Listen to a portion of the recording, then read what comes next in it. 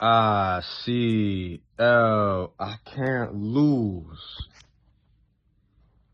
No reality where I lose. Ever. Today is March 14th, 2026. Day 73 of the 100 push-up, 100 squat progressive challenge for a year. This is month 3 of March. So we're doing 120 push-up, 120 squat for this month. Now, the lesson for today is the most important thing in life is what you have in here, knowledge. Because the only difference between you and a billionaire is because they know how to be a billionaire and you don't. The only difference between you and somebody that's in high physical condition is they know how to be in shape and you don't. So everything boils down to what you know, because you can't do anything if you don't know how to do it. So invest in knowledge. Always invest in learning. Every single day, try and learn. Because at the end of the day, they say knowledge is power. Me, I say knowledge is everything. Let's go. Pieces of information, 7 mental shifts that change how you see everything. And once these shifts happen in your brain, you become a completely different person. You see patterns other people miss. You predict outcomes other people can't see coming. You understand motivations that other people are completely blind to. And this makes you dangerous. Not in a violent way. Dangerous in the way that means you can't be played. You can't be fooled. You can't be controlled by the same tactics that work on everyone 30. else. And the people who make their living controlling others, they hate when someone becomes this kind of smart. Because it means their tricks don't work anymore. Now I need to warn you about something before we go further. These 7 shifts are permanent. Once you see what I'm about to show you, you can't unsee it. You can't go back to being naive. You can't pretend you don't know how things actually work. And that knowledge comes with a cost. You're going to feel more isolated. You're going to feel like you're speaking a different language than most people.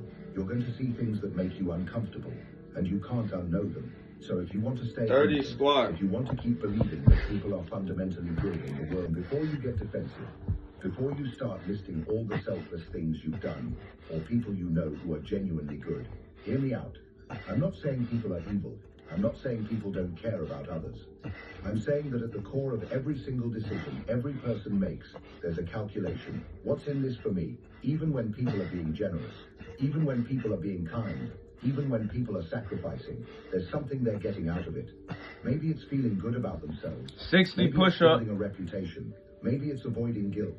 Maybe it's creating an obligation. But there's always something, always. And this isn't a criticism. This is just how humans work. We're wired for survival, and survival means prioritizing our own needs. Even when we help others, we're doing it because it serves us in some way. Maybe it serves our values. Maybe it serves our self-image. Maybe it serves our long-term interests. But it serves us.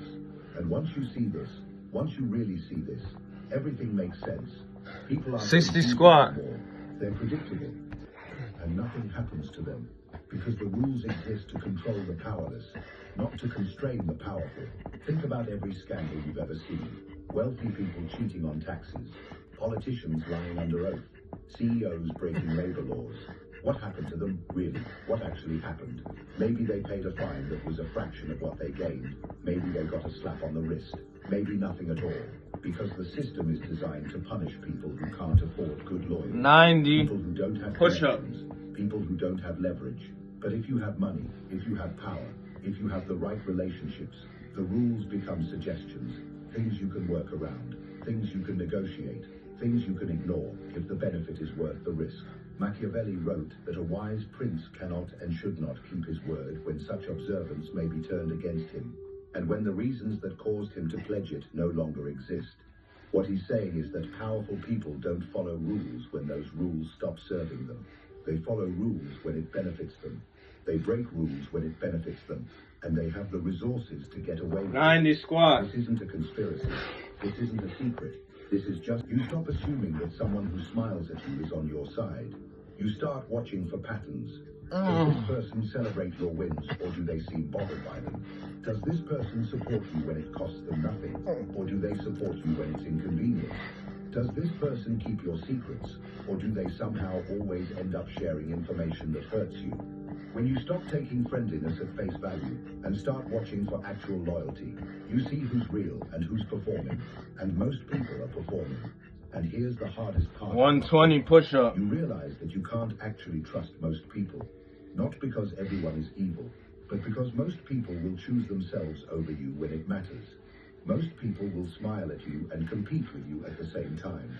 Most people will be your friend until being your friend costs them something. And once you see this, you become very selective about who you trust. Very selective about what information you share. Very selective about who gets close to you. Because you understand that proximity is danger. The closer someone is, the more they can... 120 squat. Most people are not worthy of that proximity. Most people are friendly enemies, smiling while they wait for an opportunity. So that